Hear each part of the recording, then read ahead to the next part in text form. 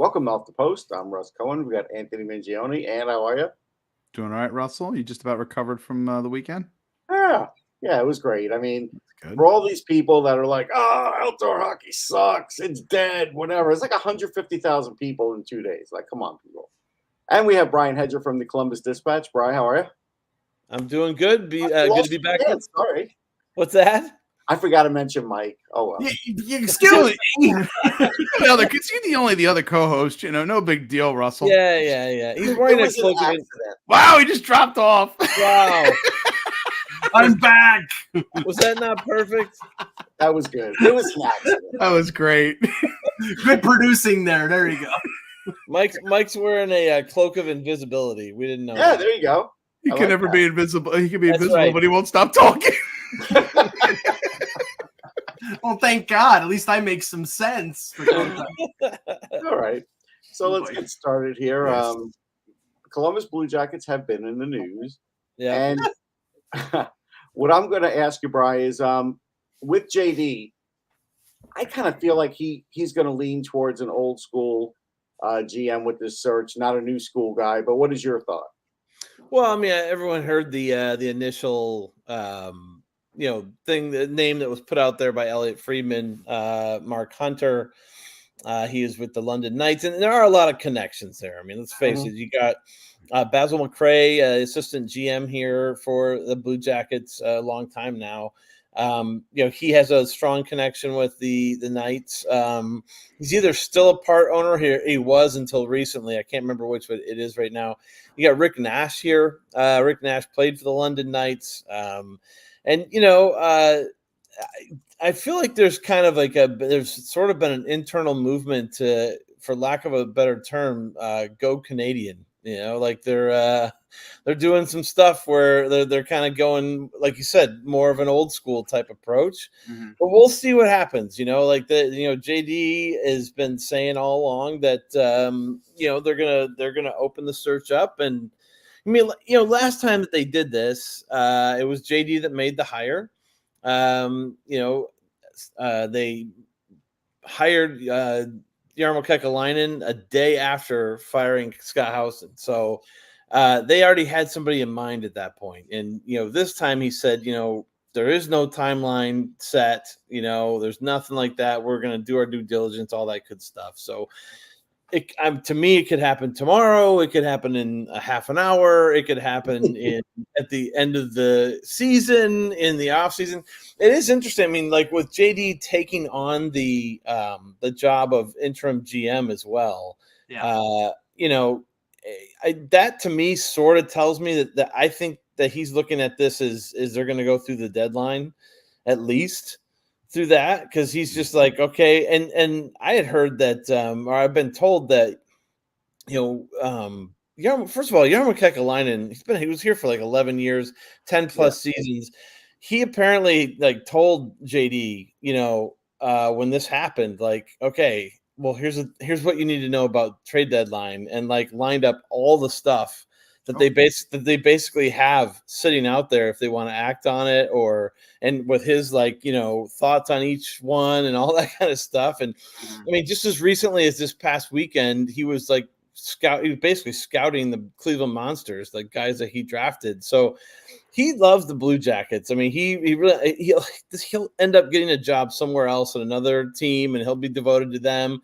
But for now, he's got a year left in his contract. Still, they're still paying him, and he's already said I'll see him out there. I'm guaranteeing it for sure. And he's already said, if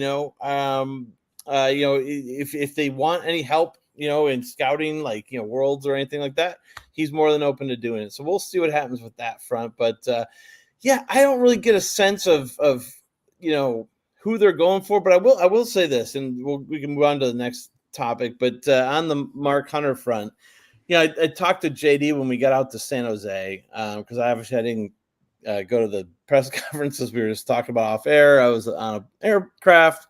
So I basically said, hey, I got a couple more questions and he was very gracious to take them.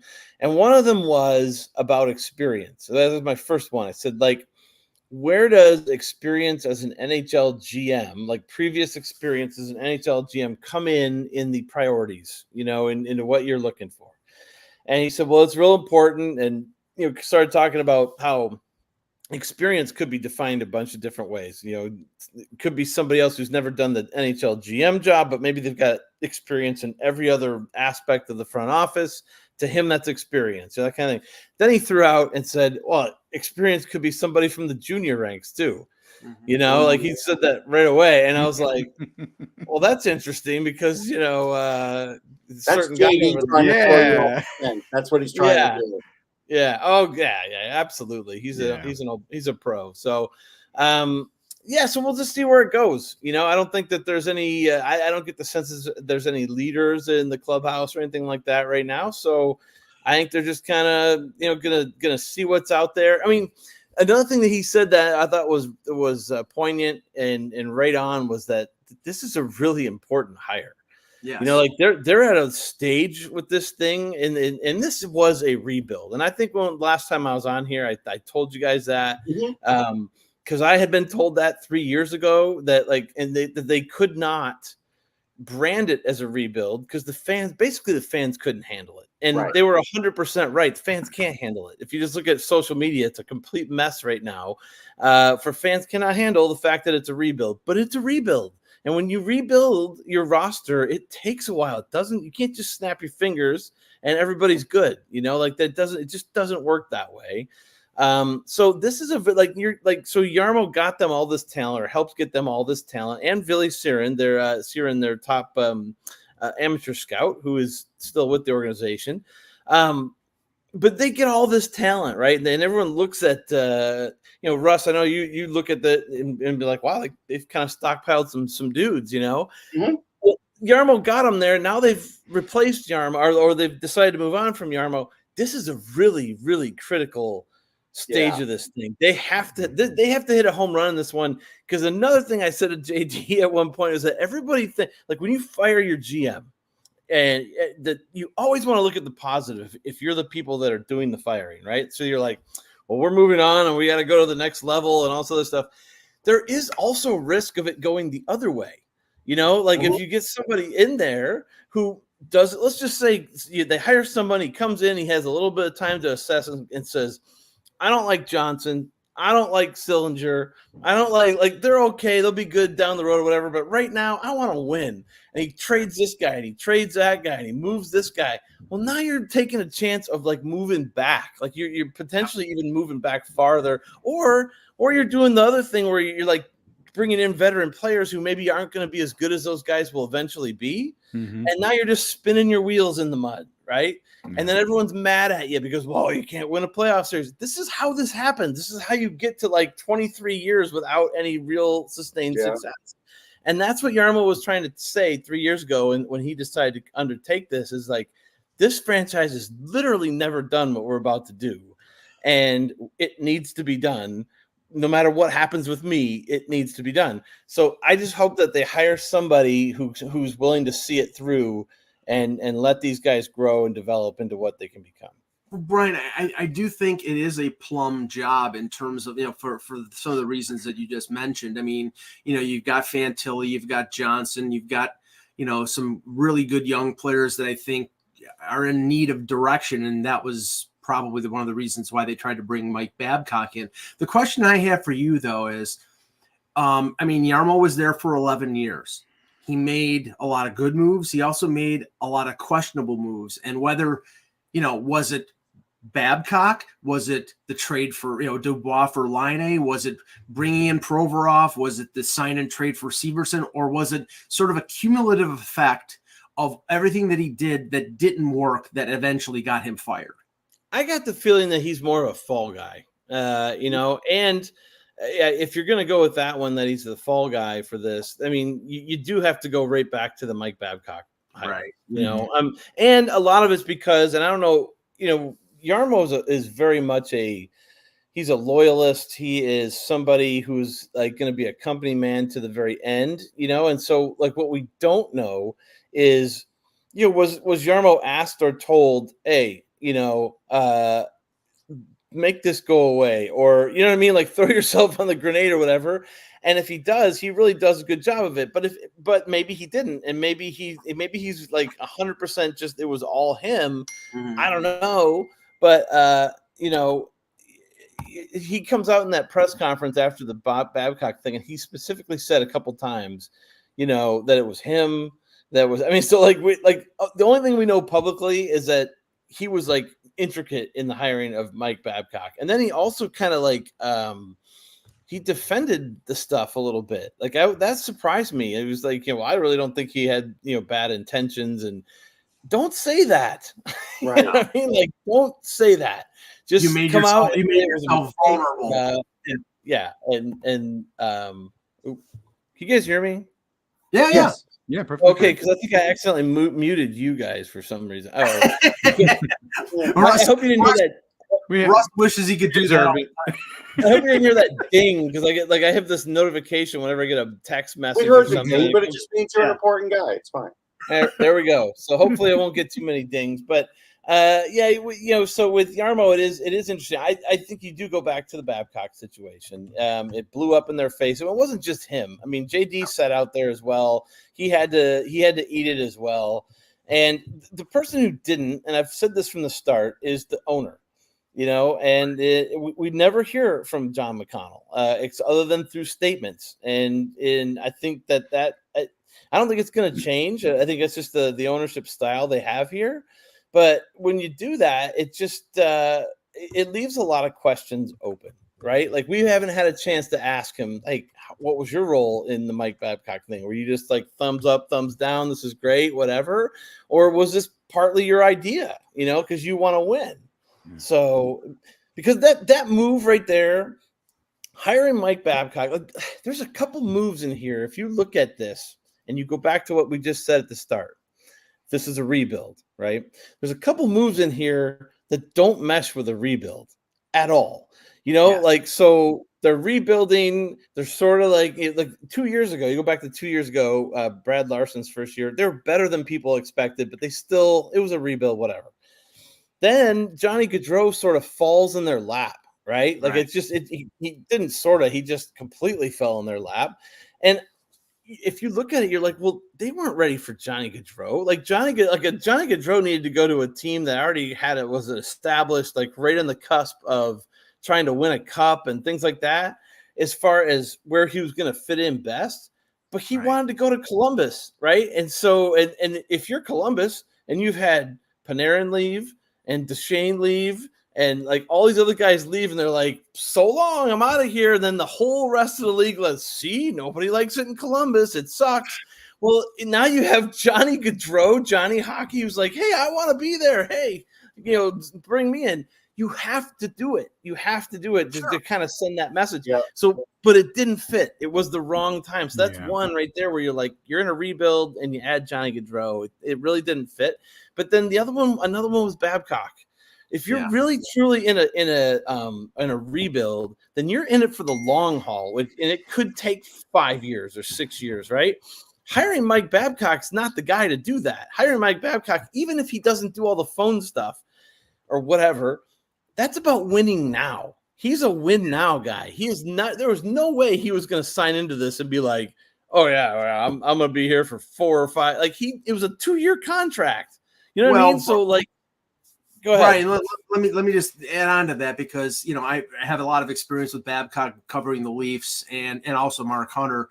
And, you know, Babcock came in 2015 knowing that the Leafs were going to tank. It was accepted. You know, we're going to be the worst team in the league. You're going to have Peter Holland as your number one center. You know, this team's going to suck. We're going to try to get Austin Matthews, and then they won the lottery. But then he's got Marner, Nylander, and Matthews, all like age 19, 20, or 18. And nobody thought that he would develop young players well. And the thing was, when he got fired 4 years later, he didn't develop them well. He had premium talent, but he pulled the crap with Marner, where he had them write this thing about who is the, you know, and embarrass the kid. So I question the organization. It can't be all on Yarmo. I question the organization letting that jerk have another chance in the NHL. Yeah, and like I said, so it just struck me as like as soon as they hired him, I'm like, they're gonna do what? Because I thought they were gonna be more patient. It wasn't even about all the Marner stuff. It sort of was about that. It completely was, but it was also like this is not the kind of coach that I would hire if I were trying to rebuild an organization. Like, like I want like a younger kind of more modern thinking kind of guy, that kind of thing. I mean, Mike Babcock came in, he was doing like the podcast circuit after the announcement of the hiring was made, and I remember I didn't watch all of them, but I watched a lot of them. And at least I wish I could remember which one it was on. He was on with a Canadian, somebody in the Canadian media on a podcast. And he literally said, he goes, yeah, we got Provorov and Severson. He goes, but it's not enough. And so in other words, he was going to try and bend Yarmo's arm to make another deal or two more deals. And God knows who he would have traded, to get that done, because he wanted even more veteran defensemen, because he wanted to win now, and that kind of thing. They wanted to speed up this whole thing. And that you get into some dangerous territory when you start trying to speed up something like this after you've tried to reset the whole thing. It's just maybe it'll work eventually, in certain spots, but it did not work. I don't think it would have worked. And I think they got kind of lucky, to be honest with you, that he didn't even make it to training camp, and that he didn't get the extra defenseman he wanted, that kind of thing, because right now you do have a lot of talent. It just needs to grow. And, they have other stuff they need to do too. They need to they have so many. I was talking with somebody the other day. The Jackets have so many guys who they're NHL caliber, but on defense, let's say, I mean, there's 3 guys on the defensive core that are blocking other guys and they're not bad. They're not bad defensemen, but they're maybe not game-changing impact defensemen either. They have a bunch of those kind of guys, bottom 6 forwards and third pairing defensemen and stuff like that. Well, eventually you're going to have to clean some of those guys out. And it sucks to say that, but it's just kind of the way it is. If you really want the guys who you think that eventually the year checks and those kind of guys, you really want them to thrive, you got to create a spot for them to thrive in. Brian, my main question for you is speaking of head coaching, how have you evaluated Pascal Vincent's work this season, just in terms of considering the situation and everything that happened? Obviously, he came down pretty hard on players early in the season. Just wanted to get your take on how you've evaluated him so far.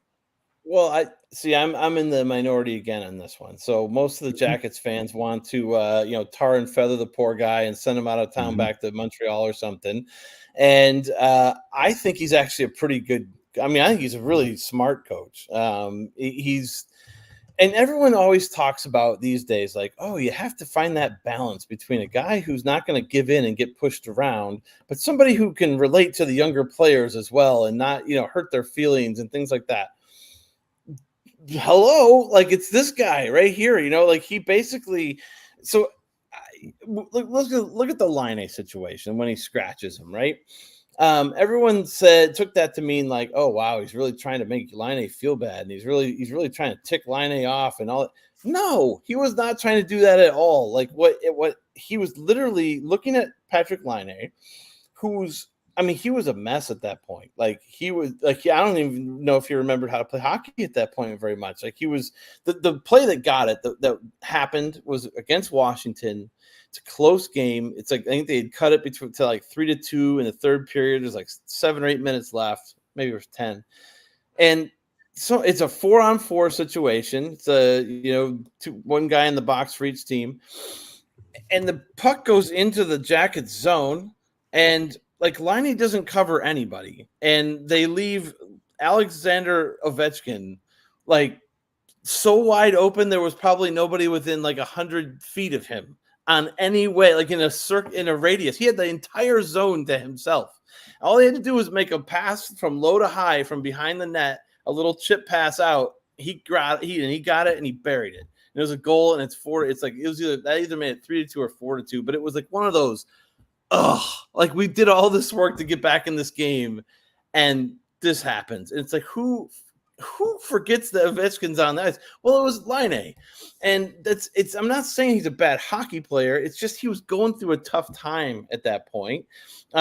he gets into his own head a lot. He just does, as far as just taking things so hard. He takes things so hard. Like when it doesn't go right, he wants so badly for things to go right. Like that's the one thing I've learned about Patrik Laine is that nobody ever is harder on Patrik Laine than Patrik Laine is. It's just you'll never find anybody else who is more critical of him than he is, and it's almost to a fault.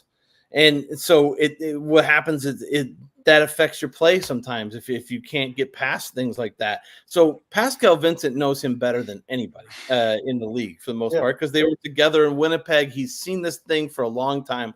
So he looked at him that night and was like, this dude needs to take a step back. Like he needs to just take a step back and take a breath and just breathe in deep, and then we'll come back in the next game. That's what that scratch was about. It was not about embarrassing. And Laine took it as an embarrassment. I get that because he's Patrik Laine and all that. But it was all about trying to help him, not hurt him, not embarrass him, And the thing, like what else did he do? He benched Johnny Gaudreau in the third period of a game, right? Earlier in the season. Well, Johnny Gaudreau got off to a bad start to this season. He wasn't very good. And so what Pascal has tried to do here, and he has said this from day one. He's like, I'm trying to instill like standards, like a standard level for every single player. And like, if you don't live up to those standards, there's going to be repercussions. Like things are going to happen. Doesn't matter if you're Johnny Hockey. Doesn't matter if you're Patrik Laine. Doesn't matter if you're Boone Jenner or anybody else. Like, you all have the same standards of like performance and effort and all that kind of stuff. So I think he's just trying to, like, he's a coach who looks at it and says, I have a 2-year contract. If they fire him, I think their next hire would be like 5 coaches in like 2 or 3 years. Something it's ridiculous. Yeah, it's ridiculous. So you can't do that.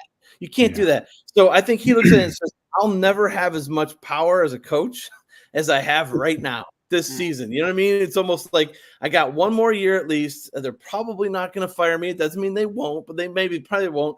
And who cares if they do? I'm going to do something about helping the Blue Jackets right now.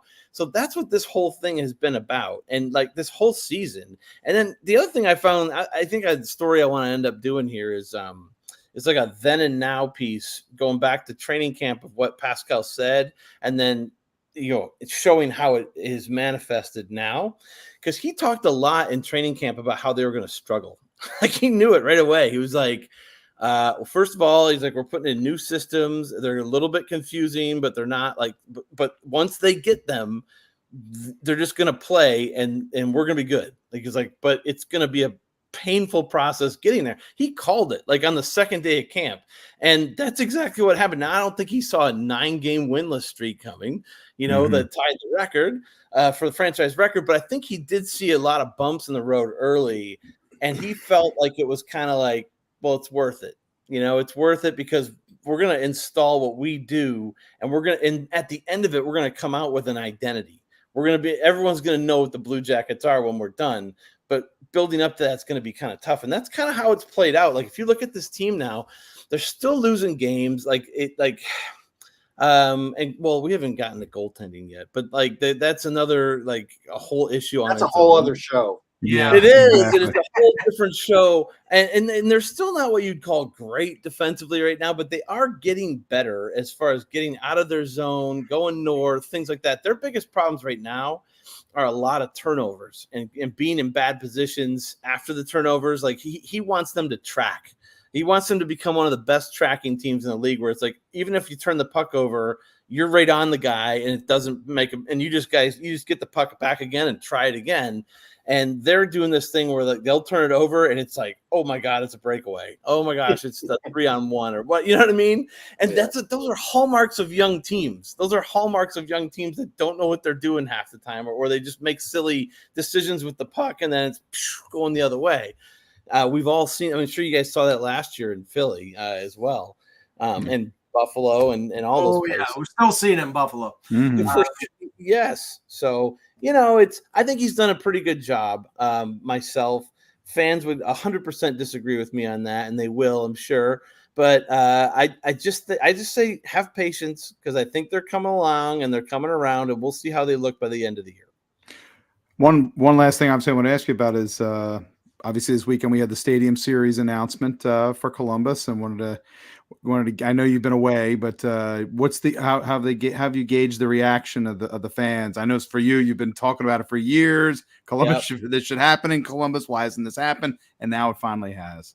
Yeah, this is one of those ones that I've long said I'll believe it when I see it, and like when there's an actual like press release and all that, and now that's all happened, so I actually believe it now, and it's going to happen, and it really is a wonderful thing for Columbus. I mean, Columbus is a place that, since I've been here and I've realized, they get forgotten a lot. They just get like, it's just, I don't know what it is, but unless there's something like this with Yarmo getting fired or some other, like, unless there's some controversy, people just forget about Columbus. Like, how many times have you heard Adam Fantilli's name in the Calder race? 0. You know what I mean? Like, how about Dmitry Voronkov? 0. Yeah. Dmitry Voronkov's a rookie. He's like in the top 4 scoring. Nobody talks about him. You know what I mean? Like, it's just one of those places. And so for them to get this game and have it be at the Horseshoe, at where, Ohio State, the Shoe, they can fit, if they can get enough people, they can put 100,000 people in there. I mean, it will be a spectacle, and it will be a lot of fun. I don't think you're going to see a lot of like Michigan, Ohio State stuff, even though I think a lot of Buckeyes fans would love it. Michigan fans, I mean, think about it. We have 3 or 4 University of Michigan players on the Blue Jackets. There's no way they're wearing Buckeye gear. It's not happening. Like, Fantilli has already told us that. He's like, no, there's no way I'm putting that on. Like, don't even go there. It's not happening. And if Brindley's there by then, Brindley won't do it either. No way. No way. Now, Kent Johnson might. He's hilarious. He just kind of was like, yeah, I played at Michigan. I think but he's not as militant. Let's just put it that way. But he's a Michigan man too, and so is Werenski. They should have him come in with like umbrellas or something. They wear their Michigan outfits, but umbrellas over their heads. You could do that, or the other thing they could do, I was thinking that you could, instead of just signifying Buckeyes or whatever. If you're getting off the bus like the Rocky guys or whatever, you get off wearing like 1930s leather helmets and like the sweater, like the whole football gear. Or I like that, the leather heads, or you really lean hard into the Civil War thing, and you have the players show up in Civil War gear. Have their kepis on and everything. Cappy hats on, and then maybe they drag the cannon in with them. So although fantastic. Although I don't think the Red Wings are going to want to wear Confederate gray. So no, but they can do that. Well, I saw a guy on social who said that, because I kind of threw that out there, and he goes, yeah. He goes, the Red Wings can all wear like mechanic uniforms. I was just thinking about that. He could do that, like awesome, like the overalls, mechanics. Yeah, the overalls. I don't know.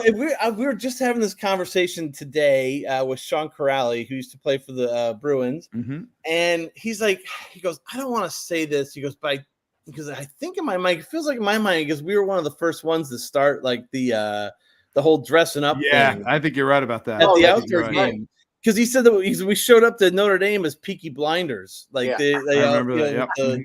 Yeah. And so, I was at that game, and I think that's exactly what they did. And I think you're right. I personally love it. Like the Rocky thing was amazing. Like to see those guys. Like in fact, before I got on here with you guys, I was looking at through Instagram, and I always follow Cam, obviously, and. I mean, I see this picture of Cam. He posts on there. I'm like, oh my god! Like he's got it. They had the tape on the hands. Like, fantastic! I think it's really good for the league. It's good for the league. It's a great event, and even though it's not a Winter Classic, the reasons for that is just Ohio State will not. They just don't want a big game being played when they feel like they're going to be in a bowl game and they have to compete with whatever. That makes sense. So I think that's what it is. But like, I think it's going to be fantastic. Now, another funny note on this, and I'm trying to get this confirmed, but pretty much every year on that same weekend is what's called the Arnold Classic. I don't know if you guys have ever heard of this. If any of you are into bodybuilding, bodybuilding, yeah. weightlifting, and all that, Is that in I took Columbus? a picture. it is I always in Columbus. It's right. every I took a picture with myself at the Arnold statue.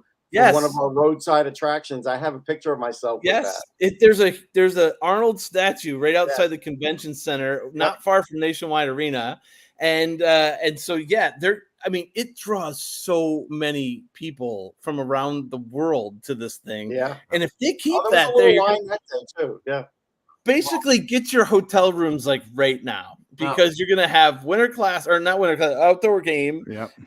Huge crowd for that they're expecting, and Arnold. It's gonna be. I mean, Columbus might just implode. Who knows? Well, I'll be competing in the Arnold Classic. Oh, there you go. Yeah, you could get. I'm gonna try and get in there in the face slapping competition. all right. Listen, Brian, thanks so much for coming on. We appreciate it. Everybody should follow him on Twitter, and no, you do a great job. And I'll definitely see you at that game. I'll be there. Awesome. Would love to see all you guys there if you can make it to Columbus. We'll welcome you, and I'll show you guys around town. We'll go make a little bar crawl or something. Sounds good to me. That sounds good. All right. Thanks, Brian. Thanks, Brian. Thanks, guys. Safe travels. See ya. Thank you. Always great, man. Always great. No loss of energy for him ever. All right, so this is true. We'll go around the horn here. Sure. Not to copy that show. We're not that old. But, well, it's really PTI, but around the horn's been around a while too. Mm-hmm. Yeah. But we'll talk about the teams we cover. Obviously, Anthony and I were at the Stadium Series. Mm-hmm. We could talk about the Flyers and the Devils. I mean, they're going to be chasing each other now down the stretch. Yeah. And I just wrote an article on Sportsology about that. Both young goalies. Maybe the Devils will upgrade. Maybe they won't. Flyers have a young goalie that he's going to have to figure it out. It's not easy. And so it'll be an interesting thing down the stretch, especially with the trade deadline now. Yeah, I think so. And again, as much as I think the Flyers want to kind of, again, you do want to look at it as a single game and kind of put it behind them. It was a big done, but yes. Yeah, but at the same time, it was, a pretty big game, and there was an opportunity there. Like if Philly wins that game in regulation, then you really you've given yourself some space, especially with the games in hand that the other team has on you. So, it's going to be interesting going down the stretch. I think you have to keep an eye also on how teams are now beginning to adapt to how Philly is doing transitional play. Obviously, I think the Devils, and I think Toronto a little bit in the previous game, starting to, obviously put the winger up a little bit further to try to disrupt what has been the Flyers' bread and butter this whole season. And I think today during practice, there was I know they said there was a lot of work today with regards to making sure that the transitions coming out of the zone are even faster. Because I think that's something that they're noticing. I noticed with the Devils, this is not so much the Leafs. Yeah. Because they really have no defense. This was the Devils. They kept the defenseman back. Even on the power play, when they were playing up on the on the point, they were playing very deep. Mm-hmm. So they were ready for that. Yeah, and that's the thing that Philly's going to have to try to adjust to here as we come down the stretch. Certainly, plenty of talk today. About trade deadline stuff with Philly. A lot of conversations with regards to what's going to happen with Sean Walker. And all I'm going to say is at this point of the year, and we'll echo our colleague Bill Meltzer. We're all going to hear a lot of stuff at this point of the year. Yeah. Right. Only so interest costs nothing, as I like to say. Sure. At this point of the year, everybody can have interest. We can have 3 to 4 scouts out, at the same time. Your AGMs, everybody's watching. Again, I think in the long run, when it comes to Walker, I'll believe he gets some. I believe that he'll be a Flyer of the long term when I actually see the con. I'm in your camp. I feel like that this right now, and this is just my opinion, guys. And again, this is going to go to this point. Is that my feeling is that information that got floated out today is more of drumming up. Briere's not getting what he's liking what he's hearing. So. This is, and I could be wrong on that. I completely. No. I think you're dead on. But the thing is, and I was talking to Russ about this, is the only way that they sign Walker to an extension is if they have a deal that they think they can get done either now or in the summer to move Ristolainen out. And I think that's where that's the only way I think that this occurs. And listen, Mr. Lyons was out a couple times. Obviously, a legitimate injury, obviously in this circumstance with his upper body and everything. But there's been enough scuttlebutt that Right. and again, you have to remember, his contract was signed by the previous administration. Right. Although Dan Breer was a part of that administration, that wasn't necessarily 100% his call. That was the previous general manager's call. So. Mm-hmm. Whereas Walker was very much a Danny Briere acquisition in this case, and I'm sure they're all again highly pleasantly surprised by what they've gotten performance-wise out of Sean Walker. And again, it's in a transitional sense. If you can move off salary, and again, I've now seen a little bit of Jamie Drysdale. The talent, the puck talent's insane when the puck's on his stick. He can do so much. But there is a lot of work that needs to be done defensively. And I think that's something where I can see why Philly, if it's like a 3-year contract or something like that, and again, he's age 29 going into 30, it takes him up to age 32. Right. Again, if this is the style of play you're going for, which is more of a faster transitional play, Walker, especially as a right shot defenseman and everything else, which is tough to get in this league. Those are all reasons why, why the Flyers, why you can legitimately say, you could see Philadelphia making that signing, because at the end of the day, Sean Walker is going to probably provide much more for your blue line than Rasmus Ristolainen will. Right.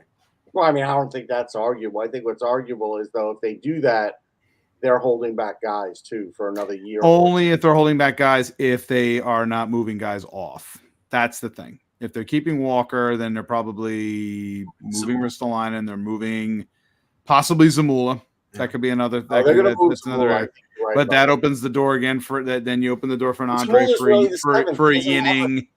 Zamula doesn't have a spot unless Flyers are all of a sudden going to play 11-7 till the end of time. Right, and that his spot obviously was pushed off, because of at the time because of the Drysdale acquisition. Right. So that there's a lot of things that have to go with that. But going along with the 11-7 past the deadline, I have a tough time with that, because I think we all saw in the Winter Classic, in the Stadium Series, that was a struggle for Philly. I think that's another issue. Again, when the Devils are playing a high-paced game like that and you are chasing the game, it's one thing to shorten your bench going into the third period. It's another thing when you're already operating on a short bench. Right. Yeah. So switching to the Ranger part of it, just a tremendous game with the Islanders. I think Peter Burris may be onto something from Sirius. He's like, they should probably match them up every couple of years. And I can't say no, because it's such a good rivalry. Like, the schedule guys got it wrong this year, because they didn't play until that game for the first time this year. It's and insane. It's nuts. And it's really since a point in 2022. Yeah, December of 2022. It's scheduling malpractice that they. I mean, honestly, when you're talking about division, I'll give the NFL a little bit of credit. They try to have division games early in the year, one game, and then late in the year, the other game. Not like both. Like, sometimes you can't avoid it. Like, the Giants played Philadelphia, I think, twice in 3 weeks. But I mean, when you have 4 games, personally, I think the division games, it should be 6 games, but they want to have everybody come, visit a town once a year. So they're going to have this kind of schedule. But if it's 4 games, it should be 2 early in the year and 2 near the end of the year. And you want those divisional rivalries, especially when those games count. And to have them 14 months not play against each other is friggin' insane. It is.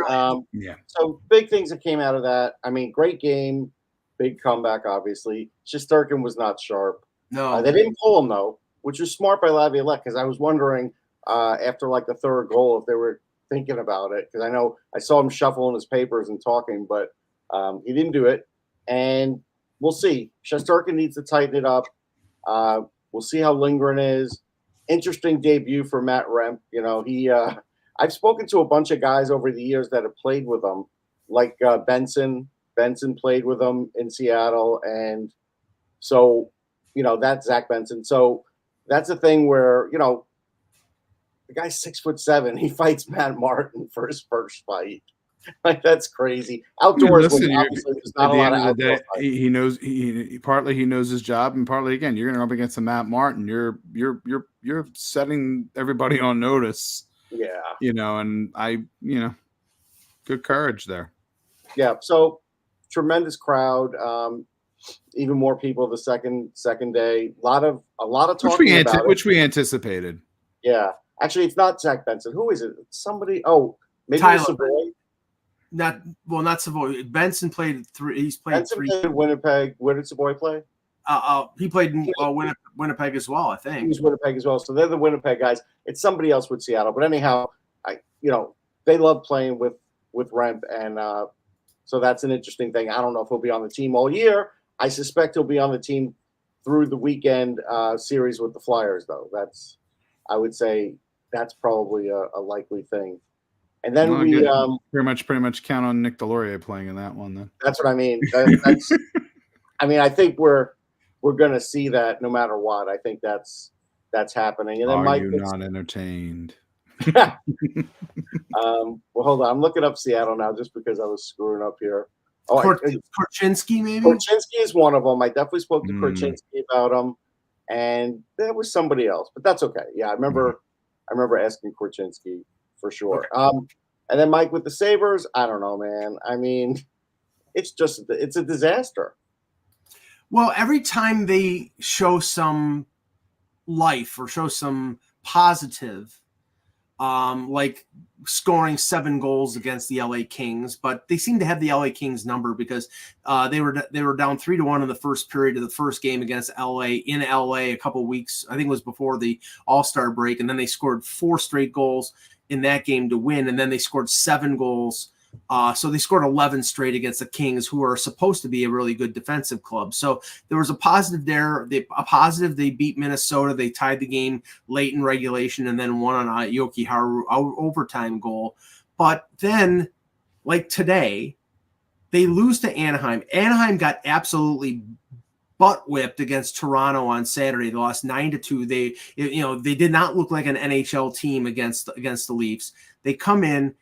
Buffalo allows 15 shots on goal, and Anaheim wins 4-3. And Don Granato was just befuddled. I mean, he was asked questions about the team's consistency, and he's like, well, we know what we have to do to win, but sometimes they just don't do what you need to do to win. And, I mean, to me, that's on the players. If the message is not getting through and the coach is telling them this is what you have to do, A, B, and C, then, I mean, there's a disconnect there. And I've said this before.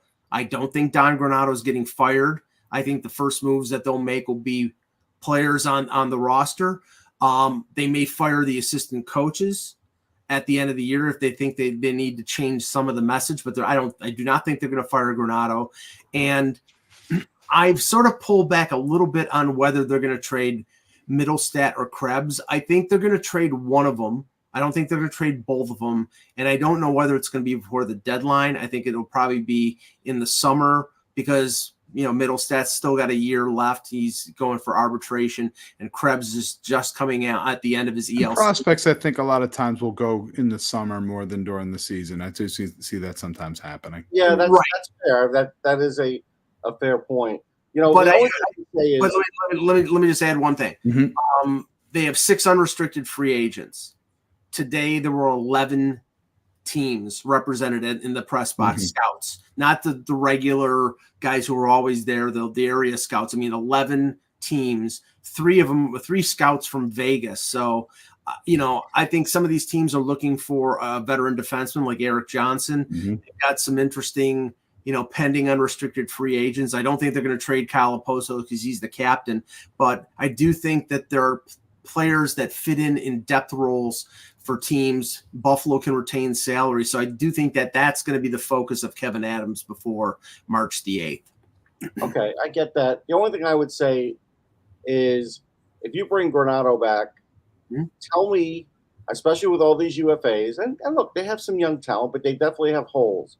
Right. Tell me how they're even going to make the playoffs next year, because I don't see it. I thought if they were going to do it, they would do it this year based on how close they got last year, and also taking the leap of faith with Devin Levi. Now they've done the right thing with Levi. Mhm. But even if Levi's really good next year, they got other problems. And I don't know, man. I don't want to Well, bum out Sabres fans because it's been, what, 12 years. I don't want to. going on it's 13 if they miss. Well, Right. but I this mean, is the thing. But I don't see an end in sight. Well, I agree with you. This is why Kevin Adams needs to do what a lot of people thought that they should have done last summer.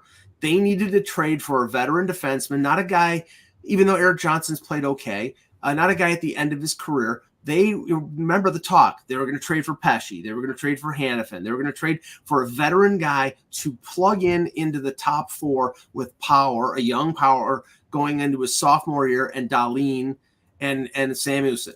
Now, Samuelson got hurt this year. Power's hurt right now. Dahlin, I don't think, has played very well.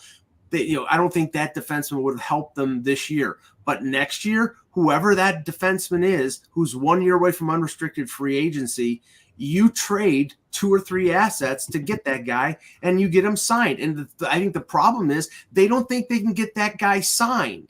And that's a problem of this organization. If you can't get players to come to Buffalo, then you have to trade for them, and then you're no better than Winnipeg or Calgary or some of these other franchises that can't get players to come here unless you draft them. Yeah. It's tough. Yes. It's so hard. And this is why you never know what's going to happen in any sport with a rebuild. Like, as Brian said earlier, there's no perfect roadmap to it. No, there is not. There is not. And that's it. Well, That's it. You got something else, Mike? No, I just wanted to mention the whole Leaf situation. I thought you were going to talk about Luke Voigt. All right. That's good. At least we're not doing that. No, Start over the Nelly. It was like, Luke. because that'll just bring so much joy into your life for us. No, I just wanted to say this. Everybody was expressing impending doom at the prospect of Morgan Rielly being not available for 5 games. And now we're on game 4, and the Leafs have won all 4 of the games. And that's not to say Morgan Rielly is not their best defenseman, which he clearly is. But this is the infuriating thing about the Maple Leafs. They can play defensively responsible two-way hockey. They did it last year when Rielly and Brody and Muzzin got hurt.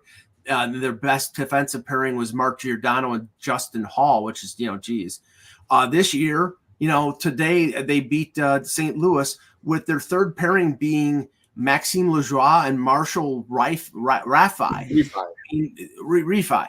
These are, AHL defensemen. I'm not saying that they can't be NHL defensemen, but they're right now at an AHL level. I will say this about Refi. 3 years ago, somebody told me about him, and there was like a high ceiling there. There was a thought. So I kept an eye on him. I never saw it. All of a sudden now he's at least playing in the NHL. So I guess there was some ability there beyond, even what I saw, which I was thinking, I'm not sure. They like his toughness, and he can skate. So, in a pinch, they didn't want to bring up some of the young guys who aren't ready. But the whole point is the infuriating thing about the way the Leafs have played is they play this way when they need to play this way. And then when everybody comes back, then they become the fast and loose, defensively irresponsible Leafs that lose in the playoffs. And that's the thing that drives Leaf fans batty. I hope, but I don't think. Fast and Loose does sound like a B movie, though. It does. Listen, I'm just happy that when the name Refi was mentioned, that Russ didn't make some kind of snarky home mortgage joke. No. There. There was a movie, there was a movie called Repo Man that was kind of weird. Oh yeah, no, I thought he was gonna break into Phil Rizzuto at the money store. Oh, those are some of the worst commercials ever. They're great. I know, but he'll be back, and I hope that Brad Treliving isn't swayed by their recent success to go out at the deadline and trade their first round pick for a rental. But the way the Leafs are in Buffalo, the Leafs scouts are all over the place. He's looking for any rental defenseman. He doesn't want to give up the first round pick, but he'll give up like a package of picks. And I'm like, okay, you're not going to get a defenseman that's going to make a difference with a third and a fifth round pick. So keep your powder dry, go as far as you can go this season. And then next season will be next season. Just let the Austin Matthews train do what it's going to do. And that's it. keep scoring. I mean, 70 goals. could get more. We know one thing's for sure. Not too many of Austin Matthews' shots go off the post. And that's it for Off the Post. We'll catch everybody next time. Take care, everybody. Bye.